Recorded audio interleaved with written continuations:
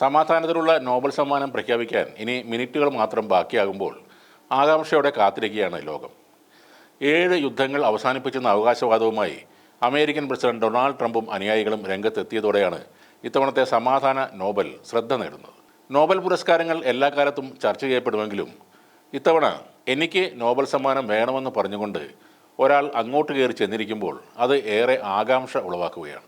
ഇസ്രായേലും ഹമാസും തമ്മിൽ വർഷങ്ങൾ നീണ്ട യുദ്ധം അവസാനിപ്പിച്ചുകൊണ്ട് ഗാസയിൽ സമാധാന കരാർ സാധ്യമാക്കിയതോടെ ട്രംപിന് വേണ്ടിയുള്ള അനുയായികളുടെ മുറവിളി ഇപ്പോൾ ശക്തമായിട്ടുണ്ട്. ഇസ്രായേൽ പ്രധാനമന്ത്രി ബെഞ്ചമിൻ നെതന്യാഹു, പാകിസ്ഥാൻ സൈനിക മേധാവി field marshal Asim Munir, Cambodian പ്രധാനമന്ത്രി ഹുൻ മാനറ്റ് എന്നിവർ പുരസ്കാര സമിതിക്ക് ട്രംപിനെ നാമനിർദ്ദേശം ചെയ്ത ആളുകളിൽ പെടുന്നു. നൊബേൽ സമ്മാനത്തിന് ഇതുവരെ 338 പേരുകളാണ് നാമനിർദ്ദേശം ചെയ്യപ്പെട്ടിരിക്കുന്നത്.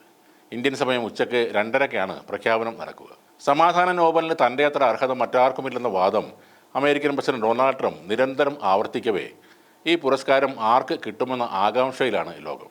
എന്നാൽ ട്രംപിൻ്റെ നിലപാടുകൾ കണക്കിലെടുത്താൽ അദ്ദേഹത്തിന് നോബൽ സമ്മാനം കിട്ടാൻ വിദൂര സാധ്യതയേ ഉള്ളൂ എന്നാണ് വിലയിരുത്തൽ. ദീർഘകാല സമാധാനവും അന്താരാഷ്ട്ര സാഹോദര്യവും ലക്ഷ്യമിട്ട് പ്രവർത്തിക്കുന്ന സ്ഥാപനങ്ങൾക്കും വ്യക്തികൾക്കുമാണ് നൊബേൽ സമിതി മുൻഗണന നൽകുന്നത്. ലോകാരോഗ്യ സംഘടന ഉൾപ്പെടെ അന്താരാഷ്ട്ര ഏജൻസികളെ മാനിക്കാതിരിക്കുന്ന ഒരാളാണ് ഡൊണാൾഡ് ട്രംപ്. കാലാവസ്ഥ പ്രശ്നങ്ങളെ അവഗണിക്കുന്ന അദ്ദേഹത്തിൻ്റെ പതിവ് ശൈലിയും സമാധാനത്തിനുള്ള നോബൽ നേടാനുള്ള വഴിയിൽ ട്രംപിന് പാരയായി മാറും. 1906-ൽ തിയോഡർ റൂസ്വെൽറ്റ്, 1919-ൽ വുഡ്രോ വിൽസൺ, 2002-ൽ ജിമ്മി കാർട്ടർ, 2009-ൽ ബരാക് ഒബാമ എന്നിവരാണ് സമാധാന നോബൽ നേടിയ അമേരിക്കൻ പ്രസിഡന്റുമാർ.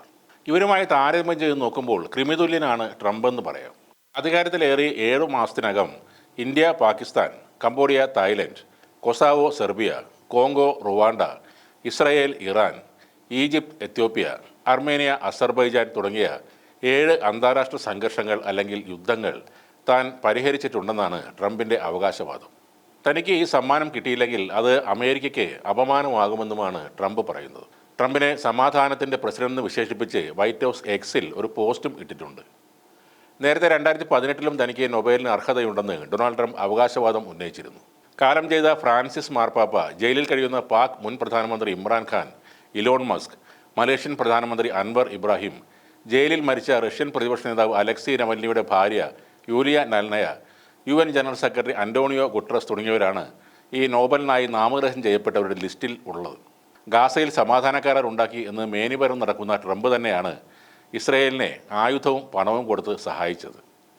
ഒരർത്ഥത്തിൽ ഗാസയെ ചുടലപ്പറമ്പാക്കിയതിൽ നെതന്യാഹുവിനേക്കാൾ പങ്ക് വഹിച്ചത് ഡൊണാൾഡ് ട്രംപാണ്. അദ്ദേഹത്തിന് സമാധാനത്തിനുള്ള നോബൽ പുരസ്കാരം ലഭിക്കുന്നത് സമീപകാലത്തെ ഏറ്റവും വലിയ അനീതി തന്നെ ആയിരിക്കും.